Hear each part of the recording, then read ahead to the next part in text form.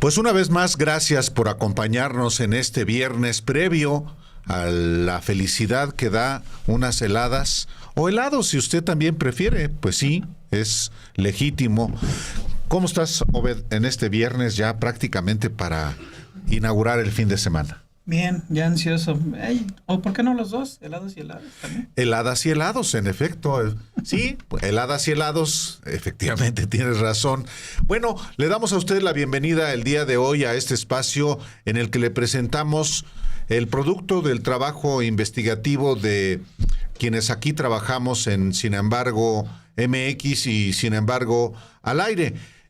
Ha sido una semana, Obed, especialmente intensa, en particular, pues por el caso de Adán Augusto López Hernández. Exacto. Después de que el domingo se hizo creer que había recibido el respaldo de Morena, cuando efectivamente recibió el respaldo, pero de un sector nada más de ese partido político, en el que milita él y en el que milita también Hernán Bermúdez Requena, ya suspendido de sus derechos. Este personaje, identificado como el fundador del grupo criminal La Barredora, mientras era secretario de Seguridad Pública del gobierno precisamente de Adán Augusto López Hernández como gobernador, y que continuó en Tabasco mientras Adán era secretario de Gobernación.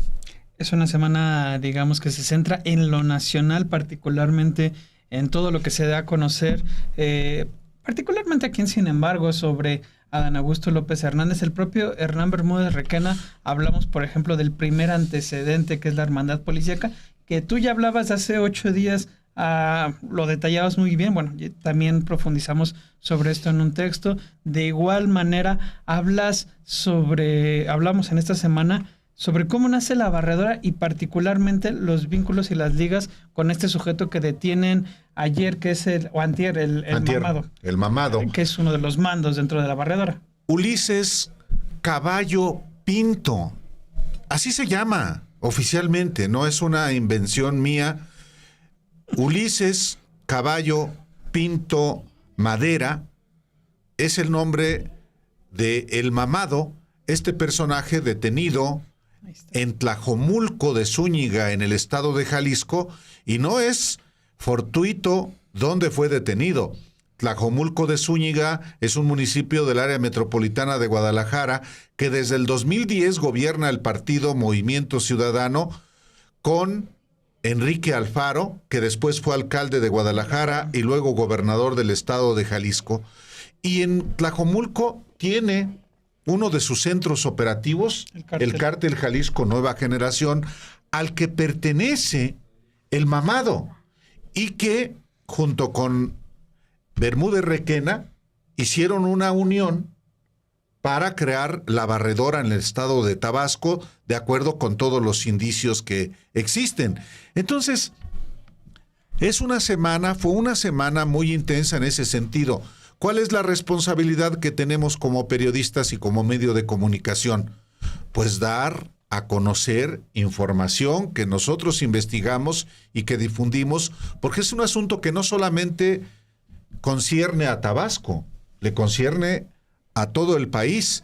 Y ha habido quien dice, es que es una campaña de linchamiento contra Adán Augusto López Hernández. No, nosotros nos atenemos a los datos. Y los datos que hemos estado encontrando y difundiendo están debidamente sustentados. De hecho... De tiempo atrás. Claro. De hecho, apenas el día de ayer, Obed, publicamos un reportaje mío a partir de cómo yo encontré en la declaración patrimonial de este personaje detenido, El Mamado, cómo llega a ser policía de investigación en Tabasco en 2019, cuando el jefe de la policía investigadora de la Fiscalía de Tabasco era Hernán Bermúdez Requena. El dato es muy importante porque no solamente Bermúdez Requena estaba en el cargo, primero de jefe de la Policía de Investigación y luego como secretario de Seguridad Pública, sino el segundo mando de la barredora en la Fiscalía del Estado de Tabasco. Ese es un dato muy importante, sobre todo cuando después de que se le había perdido la pista a El Mamado. Él fue policía federal desde 1998 y hasta el 2008, cuando yo también encontré su declaración patrimonial, y luego hay un abismo de 2008 hasta el 2019, estos 11 años. ¿Qué hizo El Mamado? Se convirtió en miembro de los Zetas, con operación en Veracruz, con operación en Quintana Roo, y luego llega a Tabasco como policía y funda, junto con Hernán Bermúdez Requena, un cártel.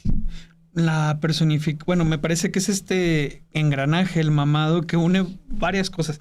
Por una parte, forma parte de esa policía federal que, pues... Todavía con Genaro García Luna. Exactamente, una policía federal donde distintos mandos, está documentado, tenían vínculos, relaciones con el crimen organizado, no solamente el propio García Luna, sino su cúpula y distintos policías, de ahí que muchos de ellos fueron asesinados en distintos atentados. Eso es en primera parte. Luego se relaciona, dices tú, con los Zetas, y pese a ello, según había controles de confianza y demás, nada de ello, entra como si nada a la fiscalía, donde se empodera como el segundo de una organización criminal que también sabemos que tiene presencia en Chiapas, en Veracruz, en Puebla, y ahora este tipo lo detienen en Jalisco, donde tiene poder el Cártel Jalisco Nueva Generación, una organización sin la cual no se podría entender el crecimiento de la barredora en Tabasco, ¿no? Efectivamente. Entonces, pues le platicamos a usted esto porque es información que debe usted conocer. Y hay un elemento adicional en el reportaje que ayer le publicamos y que enseguida le vamos a presentar también. ¿Cómo se vincula la política con el crimen? ¿Quién lleva a Tabasco a Hernán Bermúdez Requena? Yo lo dije desde hace 8 días, y lo dije desde mi columna cuando estalla el asunto de Bermúdez Requena. Llega a Tabasco porque él no es tabasqueño. Hernán Bermúdez Requena llega a Tabasco de la mano del gobernador sustituto de Tabasco, Manuel Gurría Ordóñez. Y lo lleva un personaje que también en el reportaje del día de ayer, que usted puede leer Sin embargo, se identifica también, o se reitera, porque ya lo había yo publicado, al personaje que lo lleva a Tabasco. Es el exgobernador Manuel Gurría Ordóñez, sí, pero también es Juan José Rodríguez Prats, que en aquel momento se convirtió en secretario general de gobierno, hoy milita en el PAN, y también lo lleva, más específicamente, un actual diputado federal de Morena, Jaime Lastra Bastar, que era pues el responsable de seguridad, y convierte en su mano derecha a Hernán Bermúdez Requena. ¿Hace cuánto? Hace 33 años, en 1992. Y es importante recordar ese año porque platiqué con Juan José Rodríguez Prats, exdiputado, ex senador, ex candidato del PAN a la gubernatura de Tabasco en 1994. ¿Y qué característica tenían en aquel momento todos estos personajes? Todos eran priistas. Tabasco es muy peculiar y por décadas no existió otra opción más que el PRI. Por eso hasta el expresidente Andrés Manuel López Obrador militó en el PRI, presidió el PRI, rompió con el PRI y comenzó un movimiento de transformación en Tabasco y en el país. Pero eran, en el 92, este grupo priistas. Entonces, vale la pena también hurgar en la historia y en cómo se va mezclando la política con el crimen, porque Hernán Bermúdez Requena tampoco repentinamente se convirtió en criminal. No. Hay episodios que también aquí le vamos a presentar que advertían de este personaje. Totalmente, pues vamos a ver primero este reportaje que tú elaboras, que publicamos ayer en Sin embargo, en el cual se detalla precisamente cómo se da forma a esta barredora, cómo entra Hernán Bermúdez Requena al gobierno de Tabasco, y particularmente en el que detallas esta biografía tanto policial como criminal de El Mamado. Vamos a ver este reportaje y regresamos. Ulises Pinto Madera, apodado El Mamado e identificado como el segundo en la jerarquía del cártel La Barredora de Tabasco, era también un mando de la Fiscalía General del Estado cuando Hernán Bermúdez Requena encabezó ese grupo criminal como secretario de Seguridad Pública Estatal, designado por el gobernador Adán Augusto López Hernández, revelan documentos oficiales. Se trata de otro caso que vincula el crimen con la política, porque Bermúdez Requena llegó a Tabasco de la mano de dos políticos que eran priistas y ahora militan en partidos antagónicos: Jaime Humberto Lastra Bastar, diputado federal de Morena, y Juan José Rodríguez Prats, ex senador panista y secretario de gobierno en 1992. Ese es el origen de Bermúdez Requena en Tabasco, jefe de Pinto Madera, el segundo al mando de la barredora, que fue detenido el miércoles 23 en Tlajomulco de Zúñiga, Jalisco, un municipio controlado por el cártel Jalisco Nueva Generación, que gobierna el partido Movimiento Ciudadano desde que ganó allí Enrique Alfaro en 2010. La declaración patrimonial de Ulises Caballo Pinto Madera, como se le identifica oficialmente en Tabasco, muestra que ingresó a la Fiscalía de Tabasco el 1 de junio de 2019 como policía de investigación y estaba adscrito a la Dirección General de la Policía de Investigación, cuyo titular era Bermúdez Requena y el fiscal era Jaime Humberto Lastra Bastar, amigo de López Hernández durante décadas. Cuando Bermúdez Requena fue ascendido a secretario de Seguridad Pública el 11 de diciembre de 2019, a menos de un año iniciado el gobierno de López Hernández, El Mamado siguió en la Fiscalía y allí permaneció hasta el 2022, fecha en la que presentó la última declaración patrimonial. Esta establece que El Mamado terminó la carrera de Derecho en marzo de 2017 en la Universidad de las Naciones. El único antecedente oficial de Ulises Caballo Pinto Madera, alias El Mamado, son las declaraciones patrimoniales que presentó como policía federal a partir de 2002 y hasta 2008, cuando se identificó como suboficial de la Policía Federal de la Secretaría de Seguridad Pública que encabezaba Genaro García Luna. En esas declaraciones informó que había terminado el bachillerato en la preparatoria La Salle y que estaba adscrito a la comisaría de la Tinaja, Veracruz, con ingresos anuales netos de 143,000 pesos. La declaración patrimonial de El Mamado confirma que después de haber sido policía federal y presuntamente miembro de los Zetas, asumió como policía de investigación de Tabasco al mando de Bermúdez Requena.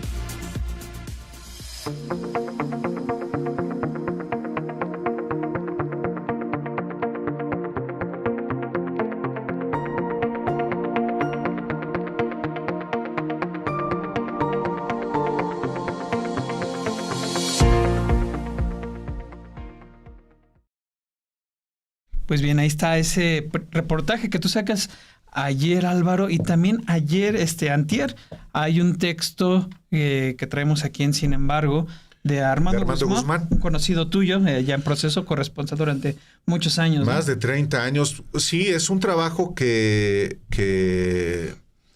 un reportaje de Armando Guzmán, trabajamos juntos en proceso hace más de 30 años y en Tabasco mismo dimos cobertura a muchos conflictos, de manera que es un periodista muy solvente, no solamente desde el punto de vista profesional, sino también un periodista honesto en Tabasco, que, híjole, en Tabasco la corrupción brutal de los gobiernos del PRI corrompió a la prensa a los periodistas y a los medios a niveles de escándalo.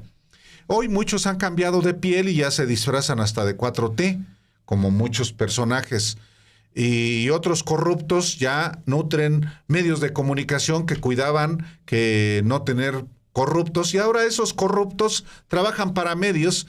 No les importa porque no les pagan, pero utilizan el cabezal para la extorsión, para otro tipo de fines. Bueno, digo esto y tengo la obligación de decirlo, porque yo sí conozco al autor de este reportaje, que justamente documenta cómo el antecedente de la barredora era la Hermandad Policíaca en Tabasco. Sí, que nace en el gobierno de Manuel Andrade Díaz, y básicamente lo que él da cuenta es cómo bajo el mando del secretario de Seguridad en ese entonces, que era Juan Cano Torres, que es quien da pauta a esta hermandad policíaca, que prácticamente es el embrión criminal, el antecedente, y que explica la existencia de la barredora, pues es el mismo esquema, funcionarios de seguridad que al mismo tiempo se están al frente de la delincuencia organizada ahí en la entidad. Episodios que se mantienen, Álvaro, y que también ellos están involucrados incluso en el atentado con el que es el secretario de Seguridad en el gobierno de Andrés Granier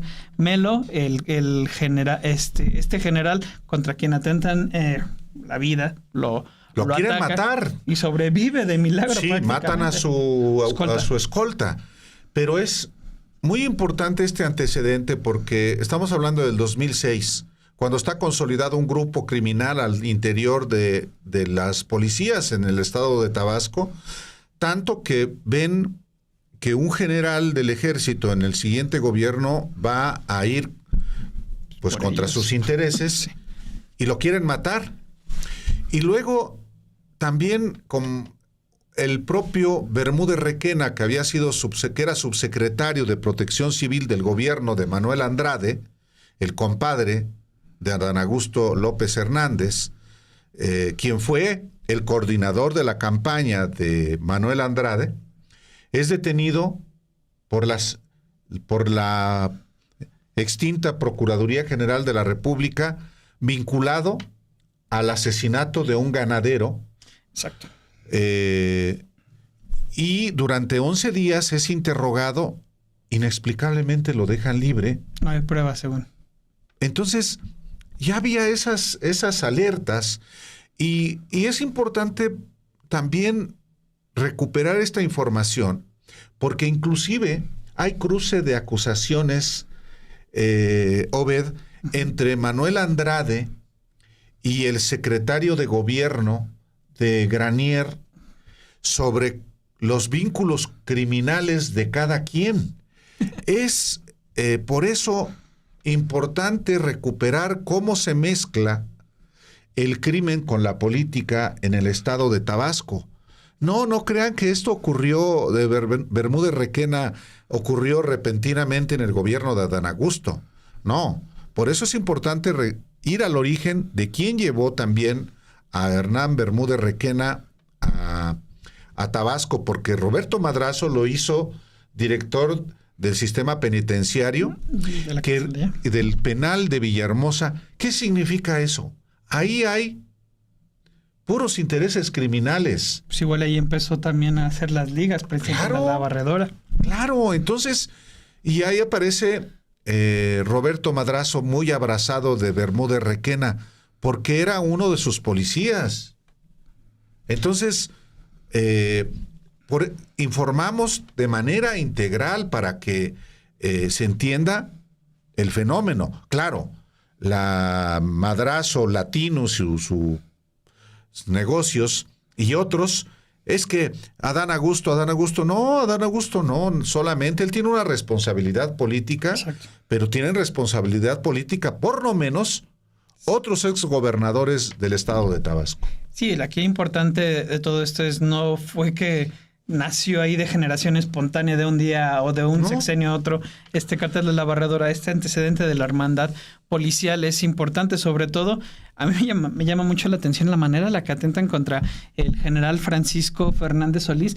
le disparan hasta en más de 100 ocasiones con proyectiles de AR-15. Muere su chofer, uno de sus escoltas resulta herido y él termina con una esquirla en el ojo. O sea, prácticamente te da cuenta de esa manera en la que operaba esta hermandad policial, cuyo jefe, Cano Torres, después lo capturan y es lo mismo que ahorita que Hernán Bermúdez Requena, es investigado por una serie de delitos: enriquecimiento ilícito, delincuencia organizada, tráfico de personas. Sí, o sea, inmigrantes entre ellos. Inmigrantes, claro. O sea, es toda una parte que te muestra este antecedente que es clave para entender el nacimiento de la Barredora. Sí, inclusive el narcotráfico ya.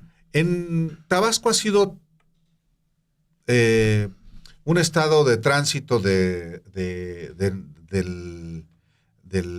narcotráfico, particularmente la cocaína, la ruta. Municipios como Huimanguillo, por ejemplo, pues eran municipios estratégicos, son para el trasiego de droga desde América Central y de América del Sur.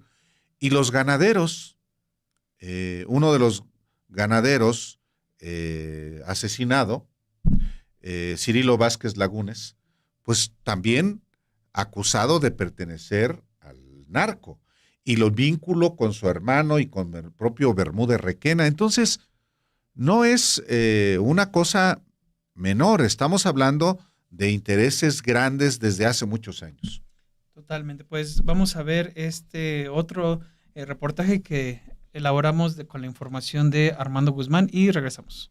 En el gobierno priista de Manuel Andrade Díaz nació el grupo delincuencial La Hermandad Policiaca, bajo mando del secretario de Seguridad Pública Juan Cano Torres, embrión de la barredora que fundó el prófugo Hernán Bermúdez Requena. El historial criminal se remonta hasta el año 2000, cuando el Tribunal Electoral Federal del Poder Judicial anuló la elección de Manuel Andrade por fraude, operado por su coordinador de campaña, compadre y secretario general del PRI Tabasco, Adán Augusto López Hernández. Ante esta situación, el entonces gobernador Roberto Madrazo impuso al diputado federal Enrique Priego Oropesa como gobernador interino para convocar a nuevas elecciones en 2001, que mediante otro fraude ganó Manuel Andrade por segunda vez. Durante todo su quinquenio, Juan Cano Torres fue secretario de Seguridad Pública y jefe de la Hermandad Policiaca, periodo en el que se desató una ola de secuestros, tráfico de drogas y migrantes, extorsión y asesinatos. En marzo de 2007, 3 meses después de concluir el gobierno de Manuel Andrade, Juan Cano Torres fue detenido como uno de los implicados en el atentado en contra del general y nuevo secretario de Seguridad Pública, Francisco Fernández Solís, designado por el entrante gobernador, el químico Andrés Granier Melo. 2 semanas después, Cano Torres fue capturado en el municipio de Centla, cuando participaba en un acto oficial de transferencia de servicios del gobierno del estado a los municipios, cargo que le inventó Granier para protegerlo. Cano Torres fue arrestado con 4 más de sus cercanos colaboradores en seguridad pública, operadores de la Hermandad Policiaca, bajo cargos de enriquecimiento ilícito, delincuencia organizada e instigación a homicidio calificado. Un mes después del arresto, el entonces procurador de justicia de Granier Melo, Gustavo Rosario Torres, denunció que la Hermandad Policiaca quería perpetuarse en la seguridad pública para seguir brindando protección a grupos delictivos.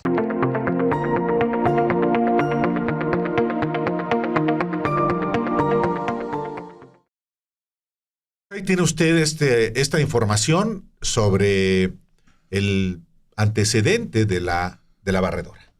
Así es, y ya lo introducías al hablar de los otros 2 textos, porque van uno con otro concatenado, no se puede entender uno sin el otro, y en esta relación nuestra compañera Romina Gándara fue elaborando todas las alertas que tenían encendidas en torno a Hernán Bermúdez Requena, y tú bien lo explicabas, Álvaro, no es una cuestión de solamente Adán Augusto López Hernández.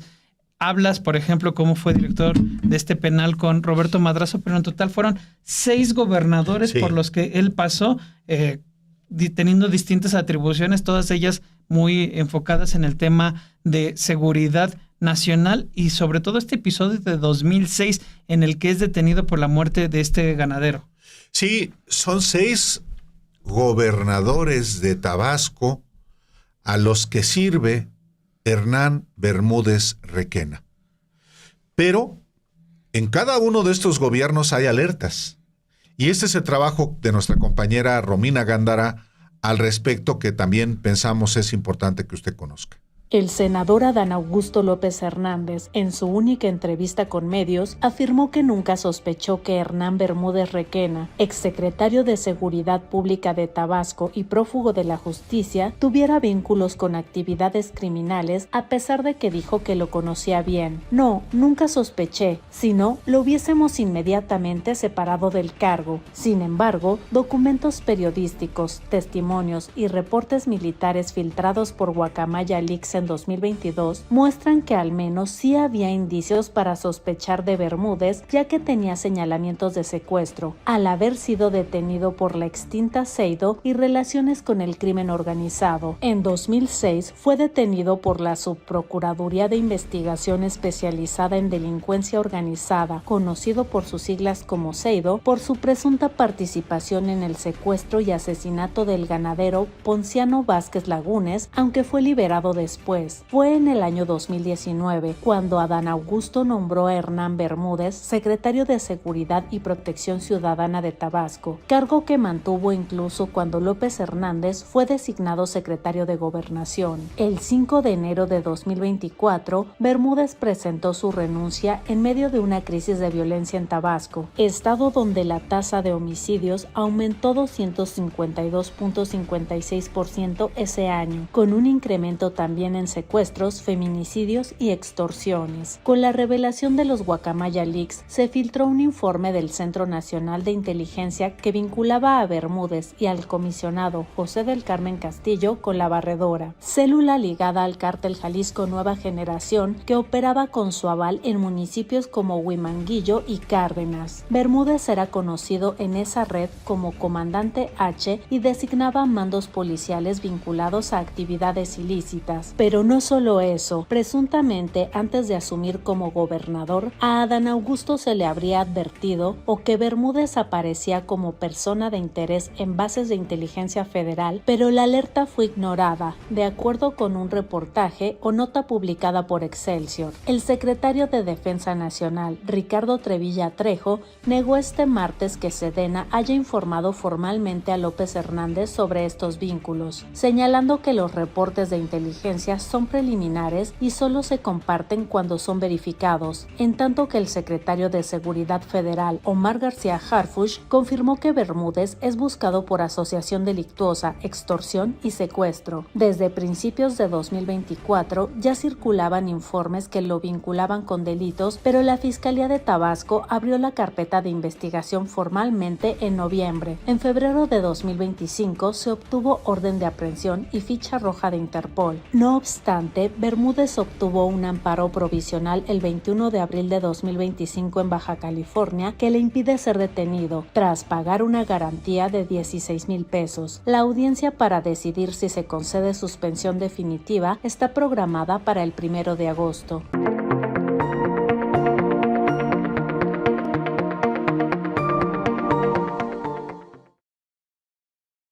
Esta semana, particularmente el domingo, se cumplieron 6 meses de este segundo mandato de Donald Trump. 6 meses que se pueden medir desde distintas maneras, entenderlos a partir de las medidas que ha implementado, particularmente la persecución, las redadas contra los migrantes por el simple hecho de ser migrantes y migrantes, además mexicanos y centroamericanos, porque hay otra migración que es la que él no persigue de la misma manera.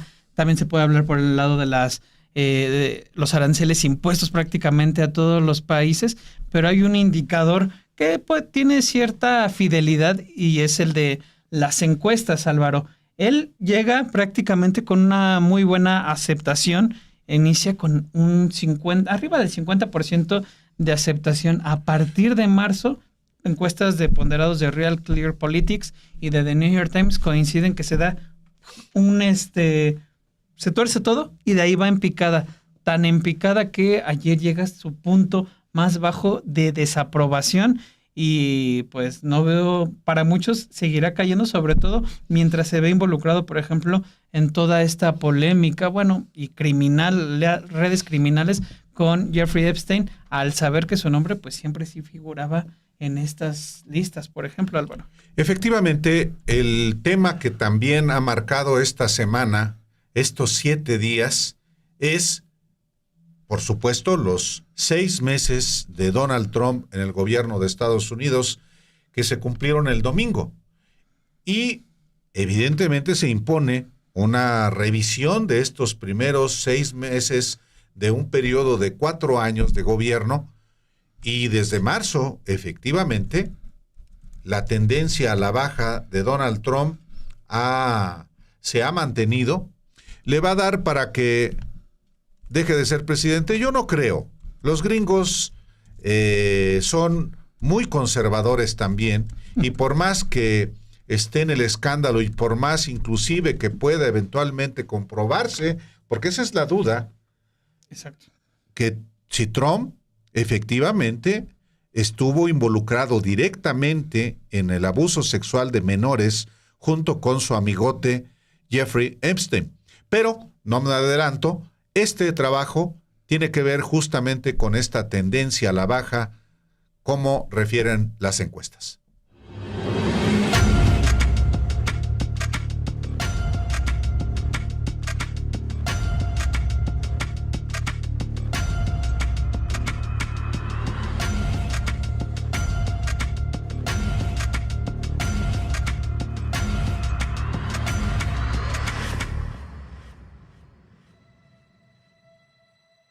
La popularidad de Donald Trump se encuentra en uno de sus puntos más bajos desde que asumió la presidencia de Estados Unidos el pasado 20 de enero. Arrojan los diferentes ponderados de encuestas, los cuales aún no muestran el impacto que ha tenido en los últimos días el descontento entre su base a raíz del incumplimiento de su promesa de transparentar los archivos del caso del magnate financiero y delincuente sexual Jeffrey Edward Epstein, un viejo amigo de Trump. Trump inició su mandato con una aceptación del 50.5%, de acuerdo con la encuesta de encuestas de Real Clear Politics. El ponderado de The New York Times indica a su vez que al arranque de su segundo gobierno tenía una aprobación del 52%. En lo que coinciden ambos ponderados es que el 11 de marzo pasado fue la fecha en la cual la popularidad se vino en picada. Actualmente, el respaldo que tiene entre los estadounidenses es del 45.7% contra un 51.2% de desaprobación, de acuerdo con la primera medición, y una aceptación del 44% contra un rechazo del 52% en la medición del Times. La encuesta de The Economist YouGov apunta a su vez que Trump pasó casi todo su primer mandato con una puntuación negativa y ahora su segunda administración parece estar siguiendo una trayectoria similar. Su índice de aprobación tardó menos de 2 meses en caer por debajo de 0, antes de desplomarse en respuesta a su ruidoso anuncio arancelario en abril. Las protestas por la inmigración parecen haber revertido una recuperación incipiente. Se ha mantenido estable con una aprobación neta por debajo del -10 durante varias semanas. Justo al lastre que ha hecho su imagen, Trump ha arrastrado consigo la imagen que tiene Estados Unidos a nivel mundial. Los mexicanos y los canadienses, los dos socios regionales de Estados Unidos, ven a este país como su principal aliado, pero también como una amenaza número 1. En ambos países se considera que además de representar un riesgo para la seguridad nacional, también lo es para la economía, expone una encuesta publicada esta semana por el Pew Research Center, un think tank con sede en Washington. El Pew expone que la mayoría de los habitantes de Canadá y México considera a Estados Unidos con mayor frecuencia como su principal amenaza, al igual que aproximadamente una cuarta parte de los adultos o más en Argentina, Brasil, Indonesia y Sudáfrica. Otra medición del Pew Research Center indica que con el regreso de Trump a la Casa Blanca, los mexicanos tienen una opinión mucho más negativa de Estados Unidos que durante el último año de la presidencia de Joe Biden. Aproximadamente 7 de cada 10 mexicanos tiene una opinión desfavorable de Estados Unidos, mientras que el 29% la tiene favorable. El año pasado, las opiniones fueron prácticamente opuestas. El 61% de los mexicanos tenía una opinión favorable de Estados Unidos y el 33% una desfavorable. En Estados Unidos, el rechazo es similar. Solo alrededor de una cuarta parte de los adultos estadounidenses afirman que las políticas del presidente Donald Trump les han beneficiado desde que asumió el cargo. Según la encuesta de The Associated Press North Center for Public Affairs Research, incluso ha bajado ligeramente su postura desde principios de este año en materia de inmigración, que había sido un punto fuerte para él en su segundo mandato.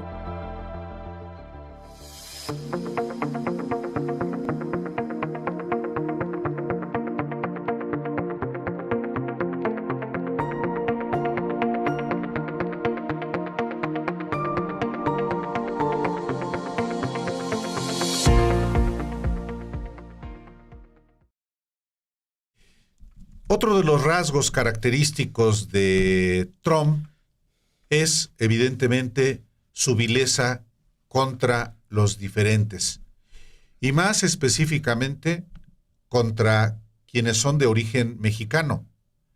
El criminal Donald Trump, pues ha no solamente evitado pues el que haya más mexicanos que crucen, y está en su derecho. A lo que no tiene derecho es agredir, como lo ha hecho, a migrantes, particularmente mexicanos, que ha ido acorralando, que ha ido deteniendo, que ha ido encerrando de una manera como si fueran animales en una cacería que, por supuesto, le reditúa a apoyo de quienes son como él.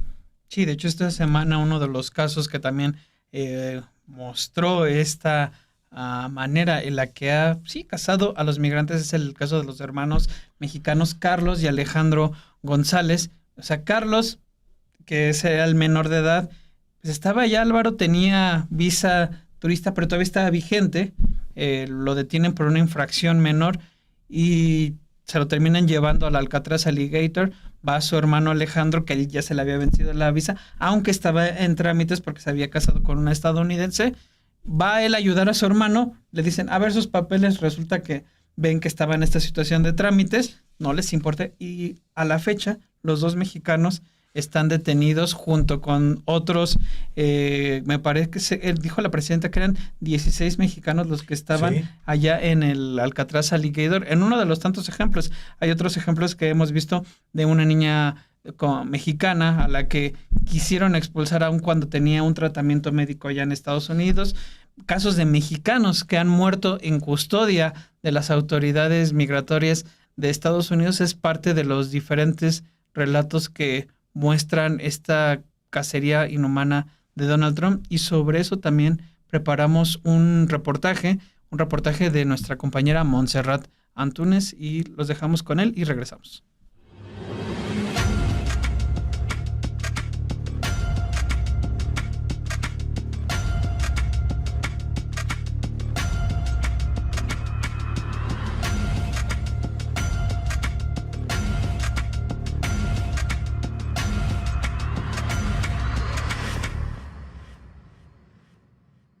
Al iniciar su presidencia hace 6 meses, Donald Trump, nieto de un inmigrante alemán casado con una eslovena, Melania Trump, centró los esfuerzos de su administración en detener y deportar a miles de migrantes, la mayoría sin antecedentes penales e incluso a quienes residían de manera legal en Estados Unidos. Trump declaró para sus planes contra la migración una emergencia nacional en la frontera con México, con la que ordenó el envío de cientos de militares a la par que logró logró que el Congreso le incrementara el presupuesto del Servicio de Control de Inmigración y Aduanas, ICE, por sus siglas en inglés, de $8,000 millones a más de $70,000 millones, que le permitirán construir centros de detención y contratar a más agentes. Todo ello en un contexto en el que miles de personas han salido a las calles a protestar en contra de los arrestos y violencia a la comunidad migrante. Se trata de la mayor persecución contra personas que no nacieron en Estados Unidos, aun cuando diferentes cifras muestran que son el motor de la economía.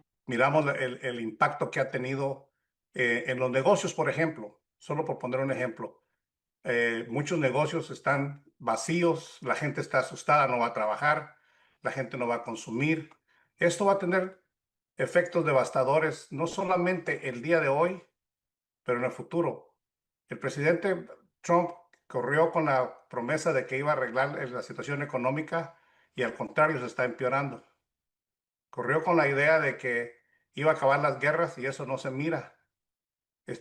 O sea, toda la agenda del presidente, nos podemos concentrar en el tema del migrante, pero el migrante juega un papel sumamente importante en la economía y en la vida de este país.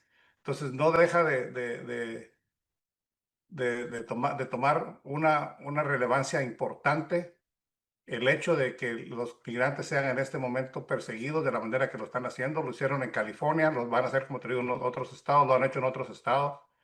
Y la persecución es una cosa de que nunca había visto yo. Tengo más de 50 años de vivir, casi 50 años de vivir en los Estados Unidos, migrante. Vine a este país con la misma ilusión que muchos siguen llegando. Nunca había visto una persecución como la que estamos viendo a nuestra comunidad latina, porque no es más que a la comunidad latina.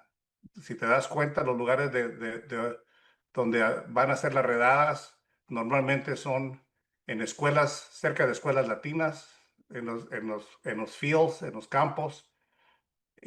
Son lugares que frecuentemente la comunidad latina los frecuenta. En enero de este 2025, el mes que Donald Trump asumió la presidencia, el ICE reportó las detenciones de 9,748 personas condenadas, mientras que en julio ha reportado 15,515, un incremento del 59%. En ese mismo periodo, 4,741 personas con cargos criminales pendientes fueron arrestadas. En julio se elevó a 13,069, lo que significó un aumento del 188%. Sin embargo, los registros de detenciones que más crecieron son de personas sin condenas ni resoluciones penales pendientes, a quienes el ICE identifica con la categoría de otro infractor de inmigración. En total, 1,043 personas fueron detenidas en enero y para julio se contabilizaron 13,092, lo que significó un aumento de más de 1,000%. Así lo muestra la base de datos de arrestos del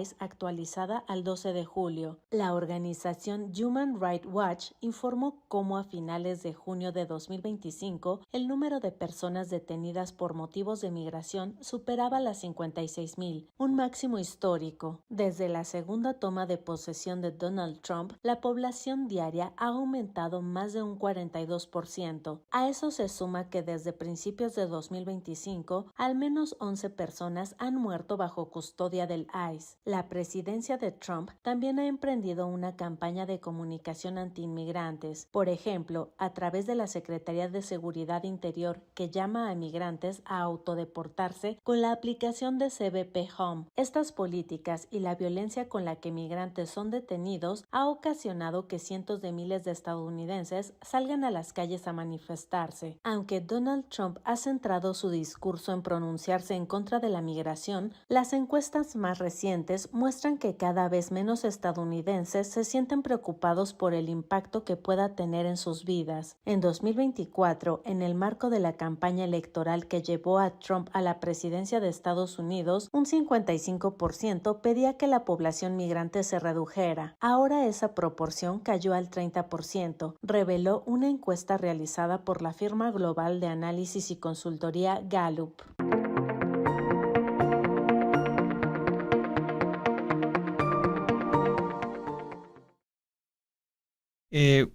Esta semana ha sido una semana muy complicada para Donald Trump, en donde The Wall Street Journal ha ido publicando primero da a conocer que la fiscal general Pam Bondi le notificó desde mayo que se encontraba en la lista de invitados de Jeffrey Epstein, en estas listas de Jeffrey Epstein. Días antes había dado a conocer cómo Trump entregó una carta ahí con un dibujo al propio Jeffrey Epstein en su cumpleaños. Trump quiso salir al paso diciendo que él nunca ha hecho ese tipo de dibujos. Distintos medios ya lo publicaron, dando a conocer que... Y demanda de Wall Street Journal sí, por una cantidad tremenda. Ha estado demandando a todos. Recuerda, ayer lo comentaban ustedes en este episodio de South Park que lo da a conocer. Trump está con toda la atención sobre sí, pero Álvaro, rascándole tantito, resulta que Jeffrey Epstein no es el único pederasta, el único delincuente sexual con el cual estuvo relacionándose Donald Trump. El propio Donald Trump es un delincuente sexual, no lo digo yo. En 2023 fue encontrado responsable del delito de abuso sexual contra una columnista, en uno de los tantos casos que se le han emprendido contra él. Recordemos que además hay grabaciones en donde lo hemos escuchado manifestarse de tal o cual manera, sino ya recordando episodios que datan de los 90s de su relación con un John Casablancas, que es el que realizaba un concurso año con año, el Look of the Year, en donde a menores de edad en barcos, ahí paseándose frente a estos tipos, sujetos ya de mayoría de edad, de bastante mayoría de edad, arriba de 40 años, Donald Trump fue el juez de estos certámenes y las ex concursantes relataban cómo tenían que estar bailando frente a él, posando frente a él, hacer todo tipo de estas cuestiones. Casablanca posteriormente se dio a conocer, The Guardian lo revela, como organizador de este evento.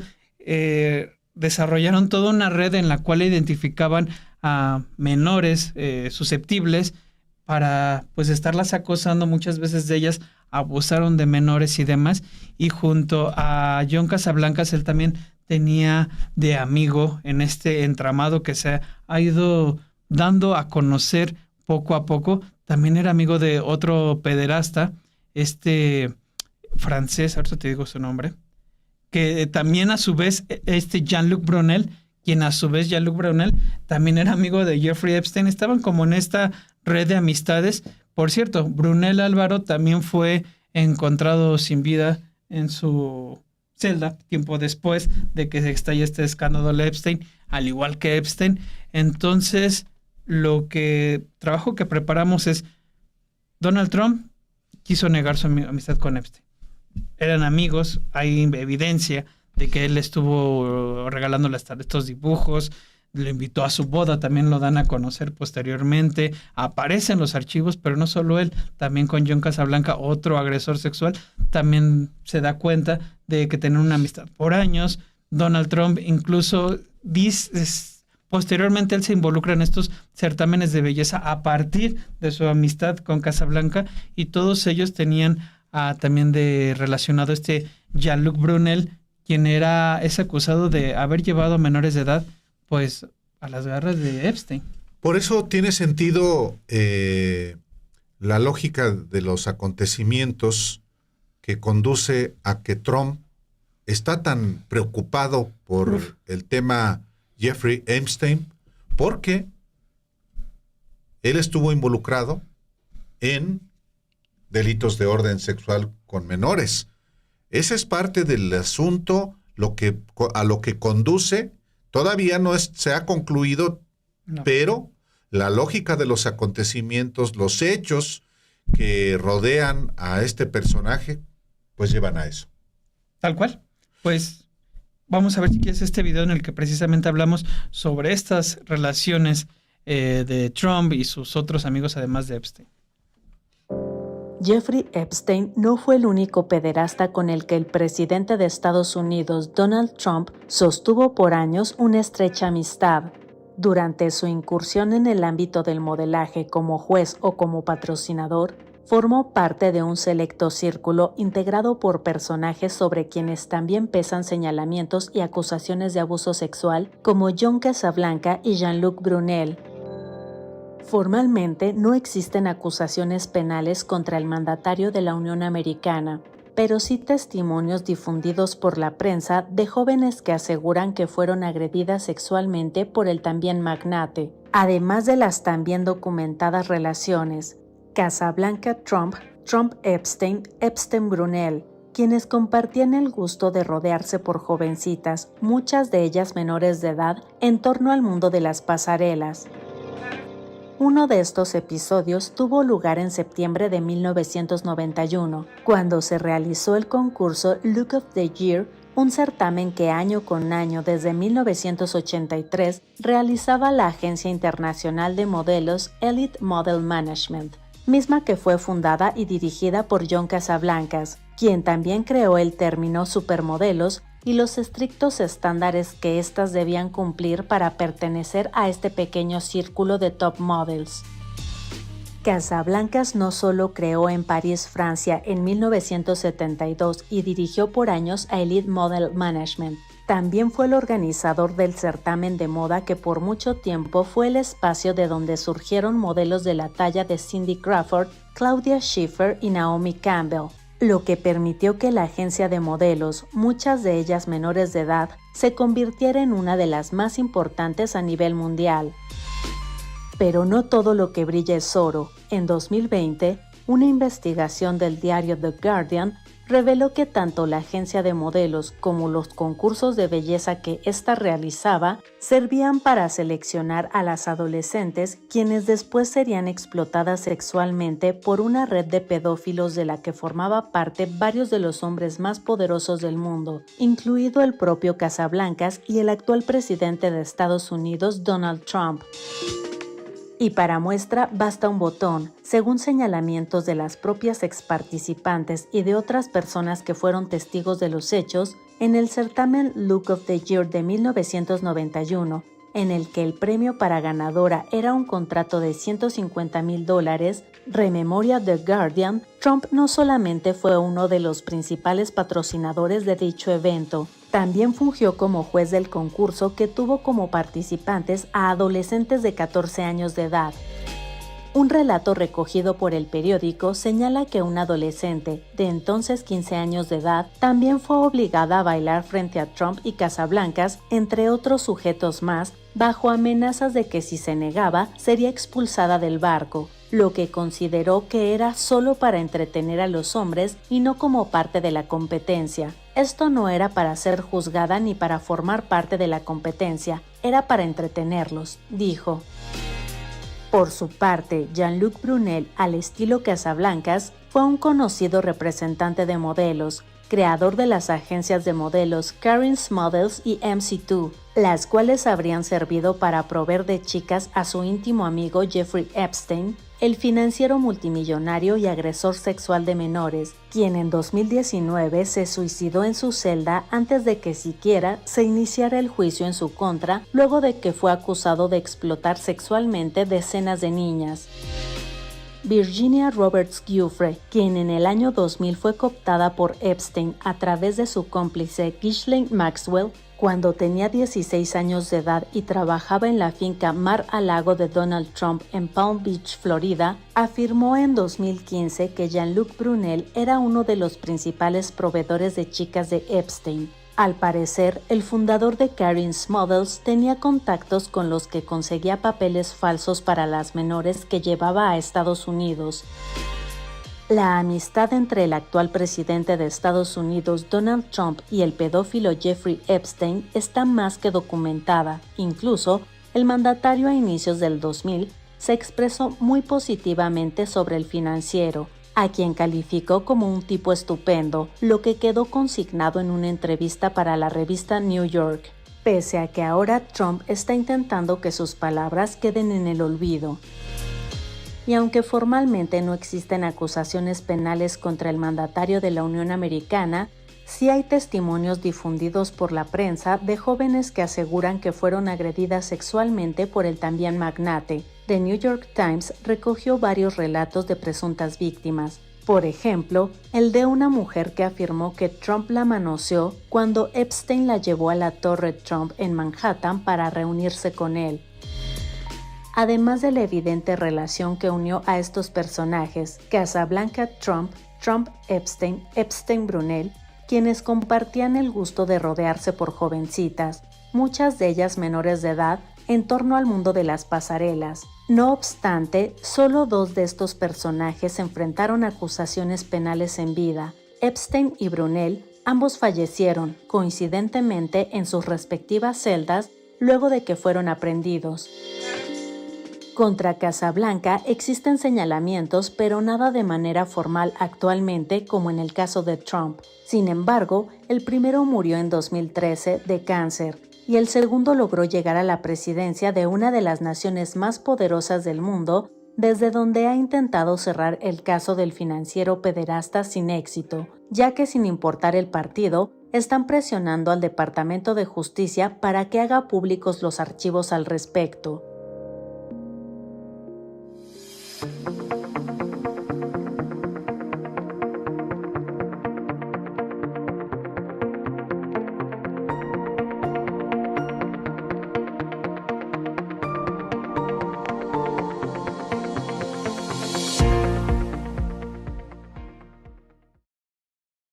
Pese a ser este personaje todo lo que representa Donald Trump, aquí en México tiene a sus seguidores, a estas personas que buscan, bajo su ejemplo, llevar a cabo un propio partido. Son estadounidenses que también dicen tener nacionalidad mexicana y que están impulsando un proyecto de partido sobre el cual escribes, Álvaro.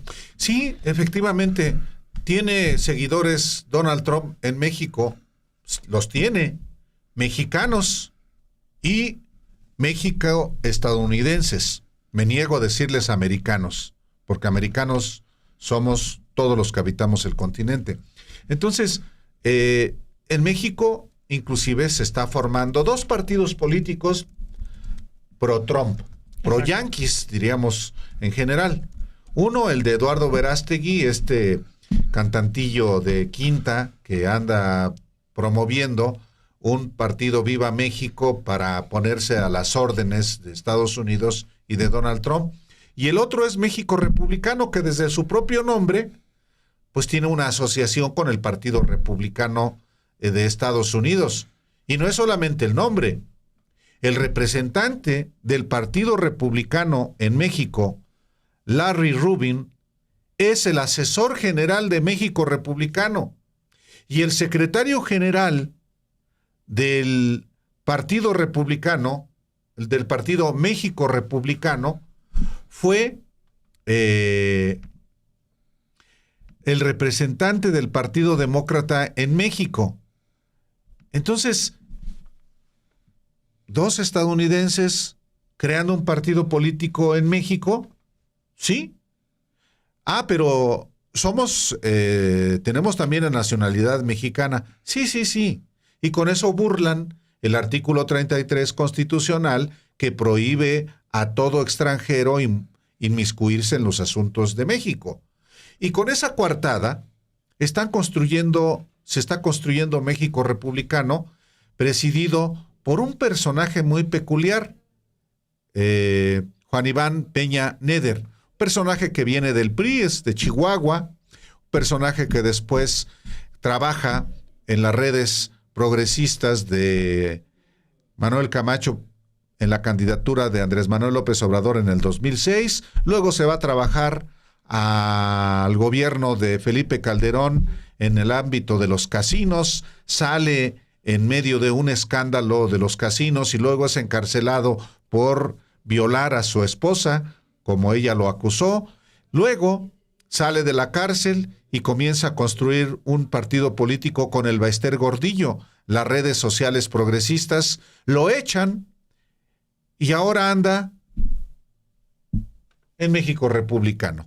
Es un reportaje que tiene que ver también con la cena que hubo organizada en honor del embajador de Estados Unidos en México, Ronald Johnson, por Larry Rubin, quien en esa misma cena se pone a las órdenes de Donald Trump, critica al gobierno de México y le hace una advertencia estratégica, que es una advertencia de que puede haber una invasión a México, y la justifica como la justifica el secretario general del Partido México Republicano, Grisha Ritter, en una breve conversación que yo tuve con él y que forma parte de este reportaje. Tremendo. Y con esto nos despedimos, joven, Sí. con este trabajo que se publica en Sin embargo esta semana. Así es, si tiene oportunidad, no tiene desperdicio ver este texto, sobre todo para entender la manera en la que se están rindiendo no solo a los pies de Donald Trump, también a este embajador Ron Johnson, exagente de la CIA, boina verde, integrante del Comando Sur, todo también un personaje. Imperialistas. Tal cual. Gracias. Larry Rubin, presidente de la American Society, un entusiasta prosélito de Donald Trump como representante del Partido Republicano en México, y Grisha Ritter, portavoz por varios años del Partido Demócrata, construyen en territorio nacional el partido político México Republicano, pese a que el artículo 33 de la Constitución ordena que los extranjeros no podrán de ninguna manera inmiscuirse en los asuntos políticos del país. Ritter es el secretario general y Rubin es el asesor general de México Republicano, el proyecto de partido político que preside el expriista Juan Iván Peña Neder, quien niega que ambos violen la Constitución porque los dos estadounidenses tienen también la nacionalidad mexicana. Son mexicanos, Larry nació aquí en la Ciudad de México y la mamá de Grisha en Chihuahua, asegura Peña Neder, quien afirma que ambos están en pleno uso de sus derechos constitucionales. Como presidente de la American Society, Rubin organizó el sábado 12 una cena en honor del embajador de Estados Unidos en México, Ronald Johnson, en cuyo discurso respaldó la amenaza de Trump de imponer 30% de aranceles a los productos mexicanos si la presidenta Claudia Sheinbaum no acaba con los cárteles que fabrican la droga que consumen millones de estadounidenses. El belicoso discurso, en el mismo tono de Trump, fue escuchado por mexicanos que fueron invitados o pagaron alrededor de $5,000, entre ellos prominentes miembros de la derecha mexicana como Jorge Romero y Ricardo Anaya, presidente y coordinador de los senadores del PAN, el exconsejero electoral Lorenzo Córdoba, el excanciller José Ángel Gurría, el empresario José Medina Mora y locutores de las empresas de Ricardo Salinas Pliego, pero también estuvieron presentes funcionarios del gobierno de Sheinbaum, como la secretaria de Medio Ambiente Alicia Bárcena, el coordinador general del C5 de la Ciudad de México, Salvador Guerrero Chiprés, así como diputados y senadores de Morena como Sergio Mayer, Emanuel Reyes, Waldo Fernández y Jacob Polevsky. Nadie de Morena, ni el gobierno de la República, ni la propia presidenta Claudia Sheinbaum se ha pronunciado sobre la cena organizada por Rubin ni por el discurso de este y del embajador, como si no hubiera ocurrido, pero lo que sigue en marcha es el plan de construir en México un partido político que apoya a Trump y sus políticas.